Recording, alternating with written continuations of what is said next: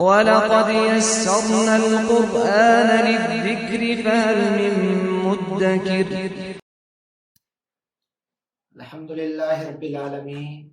والصلاة والسلام علی سید المرسلین وعلی آلہ وصحبہ اجمعین. سبحان اللہ وبحمدہ سبحان اللہ العظیم. ربی اشرح لی صدری ویسر لی امری واحلل عقدۃ من لسانی یفقہوا قولی. اللہم فقہنا فی الدین آمین یا رب العالمین. عزیزان گرامی، آج انشاءاللہ ہم سورہ مائدہ کا حاصل مطالعہ آپ کی خدمت میں پیش کریں گے اور منتخب آیات کی تفہیم آپ کی خدمت میں پیش کرنے کی کوشش کریں گے. تو سورہ مائدہ کے حوالے سے اجمالی جو خاکہ ہے وہ ابتدا میں آپ کی خدمت میں رکھ دیتا ہوں. یہ سورہ مبارکہ جو ہے وہ 120 آیات پر مبنی ہے اور یہ مدنی صورت ہے، اور اپنے مضامین کے اعتبار سے اور موضوع کے اعتبار سے اس کو ہم 6 گروپس میں تقسیم کر سکتے ہیں. اور وہ 6 گروپ اس طرح تشکیل پائیں گے کہ آیت نمبر 1 سے لے کر آیت نمبر 11 تک یہ پہلا گروپ بنے گا، جس میں تکمیل شریعت کے احکامات بیان کیے گئے ہیں. دوسرا گروپ اپنے مضامین کے اعتبار سے آیت نمبر 12 سے لے کر آیت نمبر 32 تک ہے، اور اس میں یہودیوں اور عیسائیوں کے خلاف جو ہے وہ فرد جرم عائد کی گئی ہے اور ان کو درس نصیحت دیا گیا ہے. تیسرا گروپ جو ہے وہ آیت نمبر 33 سے لے کر آیت نمبر 50 تک بنتا ہے، اور اس میں فوجداری قوانین، اللہ کے تشریع، حاکمیت اور قصاص وغیرہ کے احکامات آئے ہیں. اس کے بعد چوتھا گروپ جو بنے گا اپنے مضامین کے اعتبار سے وہ آیت نمبر 51 تا آیت نمبر 86، اور اس گروپ میں یہودیوں اور عیسائیوں کے جرائم اور مسلمانوں کو مجموعی طور پر ہدایات دی گئی ہیں. پانچواں گروپ جو تشکیل پاتا ہے وہ آیت نمبر 87 سے لے کر آیت نمبر 108 تک ہے. اس میں ہم دیکھتے ہیں کہ متفرق احکامات شریعت ہمارے سامنے آئے ہیں، اور بہت سارے معاشرتی قوانین اور معاملات زندگی سے متعلق جو قوانین ہیں وہ ان آیات میں ہمارے سامنے ہدایت کی صورت میں پیش کیے گئے ہیں. چھٹا اور آخری گروپ اپنے مضمون کے اعتبار سے وہ آیت نمبر 109 سے آیت نمبر 120 تک بنتا ہے، اور اس میں عیسائیوں کو دعوت توحید دی گئی ہے، عیسائیوں کو متوجہ کیا گیا ہے. تو یہ ایک اجمالی خاکہ اس سورہ مبارکہ کا میں نے آپ کے سامنے رکھا ہے. تو اس کا مرکزی مضمون اگر ہم جو ہے وہ مضامین کے اعتبار سے سمجھیں یا ڈکلیئر کریں تو یوں بنتا ہے کہ آخری رسول محمد صلی اللہ علیہ وسلم پر نازل کردہ حتمی شریعت کے احکامات پر صدقے دل سے عمل درآمد کے لیے امت مسلمہ کا یہودیوں اور عیسائیوں کے طرز عمل سے واقف ہو کر اس کا ادراک حاصل کر کے، شعور حاصل کر کے اس سے احتراز کرنا ضروری ہے. یہ لب لباب ہے، مفہوم اس کا تھیم بیان کیا جا رہا ہے. ایک اور بات ان آیات میں واضح طور پر جو ہے وہ اگر اجمالی طور پر آپ کریں گے تو اسلام میں سیکولرزم کی کوئی گنجائش موجود نہیں ہے. تو یہ مرکزی مضمون اس کا تشکیل پاتا ہے. اور اس سورہ مبارکہ کی جو ہے وہ فضیلت کے حوالے سے اگر ہم بات کریں تو نبی کریم صلی اللہ علیہ وسلم نے فرمایا ہے علموا رجالکم سورۃ المائدہ وعلموا نساءکم سورۃ النور، کہ یعنی کہ حضرت مجاہد بن جبر نے روایت کی ہے یہ بات کہ نبی کریم صلی اللہ علیہ وسلم نے فرمایا کہ اپنے مردوں کو سورہ مائدہ اور عورتوں کو سورہ نور سکھاؤ، ان کو سکھاؤ، ان کو سمجھاؤ، ان کو تربیت دو، ان تک یہ احکامات پہنچاؤ. اسی طرح ایک اور حدیث مبارکہ کے الفاظ ہیں کہ آخری صورتوں میں ایک سورہ ہے، یعنی کہ اپنے ترتیب نزولی کے اعتبار سے، ترتیب مصحفی کے اعتبار سے نہیں، ترتیب مصحفی میں تو بالکل یہ ابتدا میں ہے، ترتیب نزولی کے اعتبار سے آخری صورتوں میں ایک صورت ہے سورہ مائدہ. جس چیز کو حلال بتا دیا اس کو حلال سمجھو اس سورہ مبارکہ میں، اور جس کو حرام بتا دیا اس کو حرام سمجھو. یہ نبی کریم صلی اللہ علیہ وسلم کی حدیث مبارکہ ہے. تو ہم یہ دیکھتے ہیں کہ یہ سورہ مبارکہ جو ہے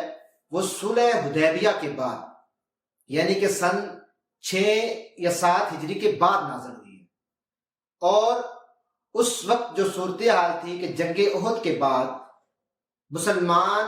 جب جنگ احد میں ظاہراً شکست ہوئی تو مسلمانوں نے اپنی صف کو صف بندی کی، دوبارہ سے سرنو اپنی تنظیم و ترتیب کی، اپنی صفوں کو مضبوط کیا اور ایک زخمی شیر کی طرح دوبارہ سے اٹھے.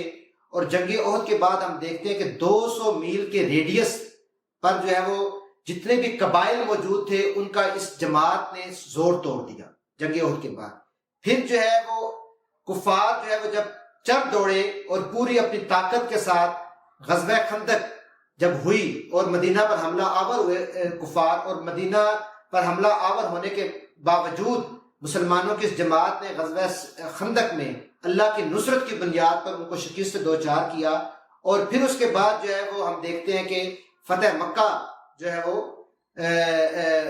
جنگ احزاب کے بعد جو ہے جو فتح ہوتی ہے، اور پھر اسلام جو ہے فتح مکہ سے قبل یہ صلح حدیبیہ کے بعد نازل ہوئی. تو اسلام جنگ احزاب اور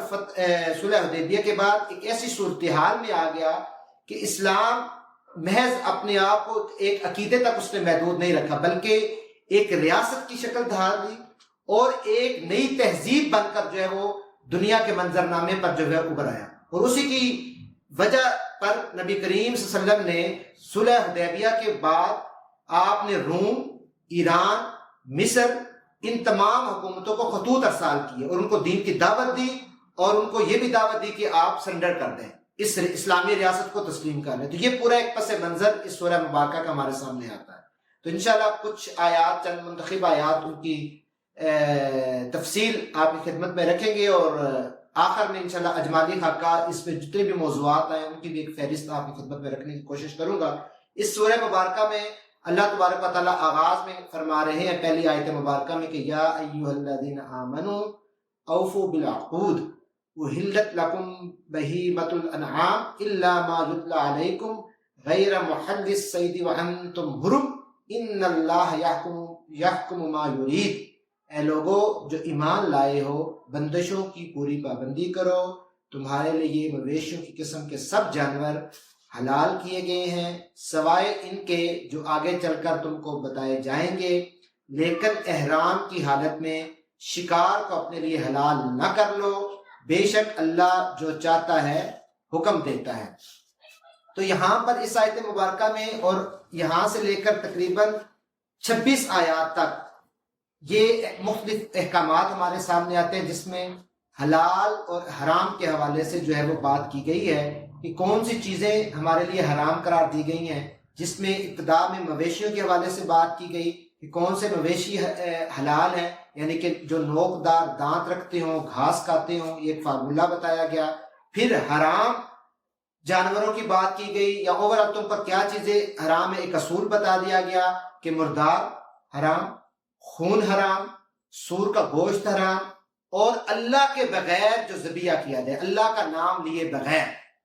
وہ ذبیحہ جو ہے وہ بھی حرام ہے. کسی آستانے پر ذبح کرنا یا قسمت کے حال معلوم کرنا، یہ سب حرام چیزیں ہیں. تو اس میں واضح طور پر جو ہے یہ بات بتا دی گئی ہے. اور پھر یہ بھی کہا گیا ہے کہ احرام کی حالت میں تم شکار نہ کرو، نہ حلال چیزوں کا بھی شکار جو ہے جب تم احرام باندھ لو حج اور عمرے کے لیے تو پھر شکار کرنا جائز نہیں ہے. البتہ سمندری شکار اس سے استثناء ہے، سمندری شکار جو ہے وہ کیا جا سکتا ہے. تو یہ جو حلال اور حرام کی حدود اور جو قیود اس کا جو مقرر کی گئی ہیں، اس میں حکمت کیا پوشیدہ ہے، اس چیز کو بھی سمجھنا ضروری ہے. دیکھیں، اصل بنیاد ان اشیاء کے طبی فوائد یا نقصانات نہیں ہیں کہ ان میں جو ہے وہ طبی فائدے کیا ہیں اور طبی نقصانات کیا ہیں، بلکہ دراصل جو چیزیں حرام قرار دی گئی ہیں کھانے پینے کی، اس میں حقیقتاً کیونکہ اللہ تبارک و تعالیٰ علم رکھتے ہیں کہ کون سی ایسی چیزیں ہیں کہ جن کے اخلاقی اعتبار سے نقصانات جو ہے وہ مرتب ہوتے ہیں انسان کے جسم پر، انسان کی روح پر، اور کون سی ایسی چیزیں جس کے اخلاقی فوائد ہوتے ہیں. تو اخلاقی بنیاد پر فائدے اور نقصانات کو سامنے رکھ کر ہمیں حلال اور حرام کا تصور دیا گیا ہے. ٹھیک، تو اس لیے یہ چیز جو ہے وہ بڑی ضروری ہے کہ شریعت محمدیہ میں غذا جو کھاتے ہم چیزیں، کھانا پینے کی چیزیں ہیں، اس حوالے سے جس چیز پر زیادہ روشنی ڈالی گئی ہے وہ اور جو پہلو نمایاں کیا گیا ہے وہ یہ ہے کہ جو بھی انسان غذا کھاتا ہے اس غذا کا انسان کے اخلاق پر اثر ہوتا ہے، انسان کی روحانی جبلت پر اثر ہوتا ہے، انسان کے رویوں پر اثر ہوتا ہے۔ ابھی کئی سکالرز نے اور کئی ڈاکٹرز نے یہ تحقیق کی ہے کہ جب آپ چھوٹے بچے کو، آج تو بہت عام یہ ٹرینڈ ہے نا جی، کہ بچے کو کھانا کھلاتے وقت آپ کوئی نہ کوئی پوائنٹ لگا دیتے ہیں، کوئی ویڈیو لگا دیتے ہیں۔ یہ ڈاکٹرز کی اور آج کی سائنس کی تحقیق ہے کہ اس کو وہی چیز دکھائی جائے، کیونکہ جب وہ کھاتے ہوئے کوئی چیز جو دیکھ رہا ہے وہ اس ساتھ انہیل کر رہا ہوتا ہے، غذا اندر انسان کے اوپر اثرات مرتب کر رہی ہوتی ہے، اور اس غذا کے ساتھ وہ پورا کنسپٹ اندر جاتا ہے۔ تو غذا اتنی اہمیت کی حامل چیز ہے کہ جو آپ کی پوری شخصیت پر اثرات مرتب کرتی ہے۔ تو غذا کی جو اخلاقی اثر ہے اس چیز کو جو ہے وہ اسلام نے نمایاں کیا ہے، تاکہ یہ جو ہمارا نفس ہے یہ پاکیزہ رہے، طہارت سے جو ہے مزین رہے، اور غذا حاصل کرنے کے جو طور طریقے بھی بتائے گئے ہیں، جو حلال اور پاکیزہ رزق کی بات کی گئی ہے کہ اللہ تبارک و تعالیٰ سے یہ دعا مانگا کریں کہ اللہ تبارک و تعالیٰ رزق میں وسعت بھی دے، لیکن ساتھ حلال اور پاکیزہ رزق دے، کیونکہ یہ رزق جو ہے جو ہم لیتے ہیں، اس سے جو فائدہ سمیٹتے ہیں، یہ ہمارے نظریات پر اثر انداز ہوتا ہے، یہ ہماری شخصیت پر اثر انداز ہوتا ہے۔ پھر اللہ تبارک و تعالیٰ جو ہے اس سورہ مبارکہ میں وہ ایک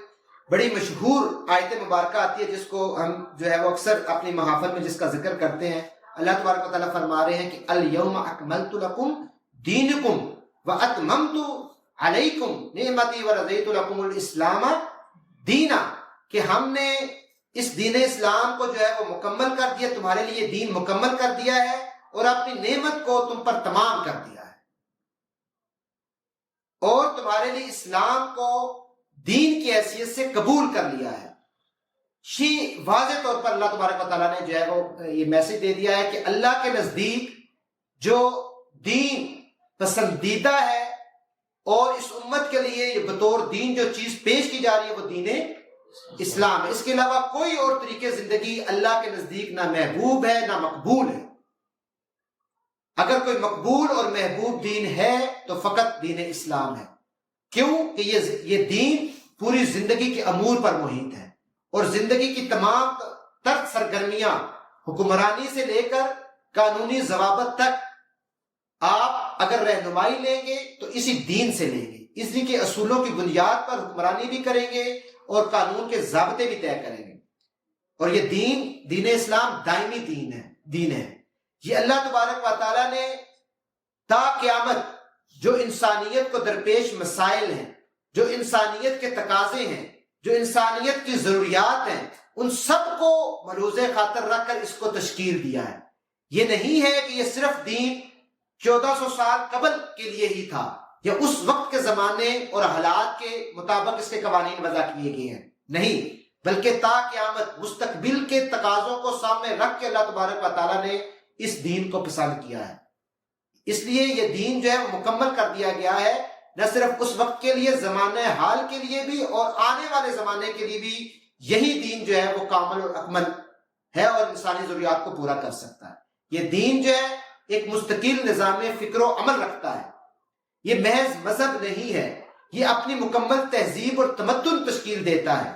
یہ زندگی کے جملہ مسائل کا جواب دیتا ہے، اصول بیان کرتا ہے، تفصیلات بیان کرتا ہے، ہدایت فراہم کرتا ہے، رہنمائی دیتا ہے۔ ضرورت اس امر کی ہے کہ کون اس سے رہنمائی لیتا ہے۔ انسانیت آج جن مسائل کا شکار ہے، اگر وہ ان مسائل سے نکلنا چاہتی ہے تو اس کا واحد راستہ یہ ہے کہ وہ دین اسلام کو اختیار کرے اور اس کے مطابق اپنی زندگی کے نظام کو ڈھال دے۔ پھر اللہ تبارک و تعالیٰ نے فرمایا کہ یہ نعمت میں نے تم پر تمام کی ہے۔ یہ دراصل اللہ تبارک و تعالیٰ کی طرف سے ایک بہت بڑی نعمت عطا کر دی گئی ہے۔ نعمت، یہ ہدایت کی تکمیل کی نعمت، قرآن مجید کی نعمت، نبی کریم صلی اللہ علیہ وسلم کی سیرت کی نعمت، شریعت محمدیہ کی نعمت، یہ اللہ تبارک و تعالیٰ سے جو ہے وہ کی طرف سے بہت بڑی نعمت ہے۔ اس لیے اس دین اسلام کی حیثیت کو قبول کرنے کا مطلب یہی ہے کہ ہم اپنی زندگی میں اللہ اور اس کے رسول کی اطاعت اور بندگی کو اختیار کریں، اور یہ جو ہم نے قول اقرار کیا ہے اس کے مطابق عملاً جو ہے وہ صحیح کریں، اور مخلصانہ طریقے سے جو ہے وہ اس چیز کا ثبوت دیں کہ ہم نے واقعی اس دین کو قبول کر لیا ہے، اور اللہ تبارک و تعالیٰ کی بندگی کو جو ہے وہ کل وقتی جو ہے وہ اختیار کر لیں، اور اللہ تعالیٰ کی بندگی کا توق جو ہے وہ اپنی گردنوں سے اتار کر پڑے نہ پھینکیں، بلکہ اس توق کو خوش دلی سے جو ہے وہ قبول کر لیں۔ پھر اللہ تبارک و تعالیٰ جو ہے وہ آیت نمبر 15 اور 16 میں فرما رہے ہیں کہ اے اہل کتاب، ہمارے رسول تمہارے پاس، اہل کتاب ہمارا رسول تمہارے پاس آ گیا ہے، جو کتاب الہی کی بہت سی ان کتابوں کو تمہارے سامنے کھول رہا ہے جن پر تم پردہ ڈالا کرتے تھے اور بہت سی باتوں سے درگزر بھی کر جاتا ہے۔ تمہارے پاس اللہ کی طرف سے روشنی آ گئی ہے اور ایک ایسی حق نما کتاب جس کے ذریعے سے اللہ تعالیٰ ان لوگوں کو جو اس کی رضا کے طالب ہیں سلامتی کے طریقے بتاتا ہے، اور اپنی اذن سے ان کو اندھیروں سے نکال کر اجالے کی طرف لے جاتا ہے اور راہ راست کی طرف رہنمائی کرتا ہے۔ یخرجہم من الظلمات الی النور، اندھیروں سے نکال کر روشنی کی طرف لے کے جانے والی یہ کتاب ہے۔ عزیزان گرامی، یہود نے کیا کام کیا کہ اللہ تبارک و تعالیٰ نے ان کو حکم دیا کہ نماز قائم کرو، زکوٰۃ ادا کرو، رسول کی بات مانو، اگر تم یہ کام کرو گے اللہ تمہاری مدد فرمائے گا۔ لیکن یہود نے اس سوا سبیل کا راستہ ترک کر دیا، گم کر دیا رحمت، اور اس کے نتیجے میں کیا ہوئی کہ اللہ کی رحمت ان سے دور ہو گئی، چھٹ گئی، ان کے دل سخت ہو گئے۔ اور اگر دلوں کی سختی کو مٹانا ہے اور اللہ کی رحمت کو اپنے سروں پر قائم رکھنا ہے اور ہدایت کو اور اپنے دلوں کو منور کرنا ہے، تو یہ کتاب قرآن ایک نور ہے، ایک روشنی ہے، اور یہ روشنی ایک ایسی روشنی ہے کہ آپ جو ہے وہ اس کے نتیجے میں اگر اس مسلمان سچے دل سے اس کو جاننے کی کوشش کرے تو حقیقتاً جو ہے یہ روشنی آپ کے نقطہ نظر کو تبدیل کر دے گی اور آپ کے معاشرے کو جو ہے وہ ایک بہترین معاشرہ بنا دے گی، جس میں حقوق کا تحفظ ہوگا اور جس میں انسانیت کی فلاح ہے، انسانیت کی کامیابی ہے، انسانیت کا جو ہے وہ سکون ہے۔ اس لیے جب جو ہی کوئی انسان سچے دل سے مسلمان ہوتا ہے تو جو اس کے دل میں شمع ایمان روشن ہوتی ہے، اس روشنی کو وہ اپنے اندر اور اس نور کو وہ محسوس کرتا ہے۔ اگر سچے دل سے اس کو وہ اختیار کرے، وہ اس روشنی کو، اس نور کو محسوس کرے گا اور یہ نور اس کی شخصیت کو منور کرے گا، اور پھر وہ جو ہے نفس مطمئنہ کی اس مرحلے میں داخل ہو جائے گا، اس کا دل مطمئن ہو جائے گا۔ اس لیے ضرورت اس امر کی ہے کہ نہ صرف اپنے آپ کو، اپنی ذات کو اس نور سے منور کیجئے، بلکہ معاشرے کو بھی یہ پیغام دیجئے کہ اگر ہم اپنے مسائل سے چھٹکارا حاصل کرنا چاہتے ہیں، اپنی زندگیوں میں سکون لے کے آنا چاہتے ہیں، اپنی زندگیوں کو روشن کرنا چاہتے ہیں، تو پھر اس کا واحد راستہ یہی ہے کہ قرآن کے ساتھ تعلق کو جو ہے مضبوط کر دیا جائے، قرآن کو اپنا آپ دے دیا جائے، قرآن کی ہدایت پر عمل پیرا ہوا جائے۔ کیونکہ قرآن کے ساتھ جو نور ہے، ہم یہ دیکھتے ہیں کہ انسان کی جو شخصیت کا جتنا بھی فیچر ہے، انسان کی اندر جو اس کا وجود ہے، اس کی جو مٹی ہے، اس کی جو تاریکیاں ہیں، اور اس کی جو گوشت پوشت کا جو انسان، اس کی جو کثافت ہے، یہ سب کے سب جو ہے وہ اس نور سے چمک جاتے ہیں، روشن ہو جاتے ہیں اور واضح ہو کر نکھر آتے ہیں۔ ہم نے دیکھا ہے کہ جنہوں نے اپنی زندگیاں دین اسلام کے لیے وقف کی ہیں، اللہ تبارک و تعالیٰ نے ان کی زندگیوں کو، اور اس دنیا میں بھی ان کو وہ مقام دیا ہے، آخرت میں تو ان کا مقام ہے ہی ہے، لیکن اس دنیا میں بھی وہ لوگ اپنی تادیر، اپنا نام جو ہے وہ چھوڑ کر جاتے ہیں اور ان کی زندگیاں پرسکون ہوتی ہیں۔ اس لیے انسان کے اوپر جو مادیت کا بوجھ ہے، یہ اس قرآن کے ذریعے ہلکا ہو سکتا ہے۔ انسان کے اندر جو ہے یہ جو کثافت ہے اور جو جوش لطافت ہے، اس کو ٹھنڈک اگر پہنچ سکتی ہے تو وہ اس قرآن کے ذریعے جو ہے پہنچ سکتی ہے۔ انسان کے فکر و نظر سے کے اوپر جو غبار طاری ہے اور جو پورا ماحول ہے، اس نے جو اپنے اثرات مرتب کیے ہوئے ہیں، اس کا مقابلہ اگر کرنا ہے تو وہ اثرات تبھی دور ہو سکتے کہ جب آپ اپنے آپ کو قرآن کے حوالے کریں گے، اپنے رجحانات کو جو ہے وہ اس طرف جو ہے آپ دیکھیں گے، ایک نئی جہت جو ہے وہ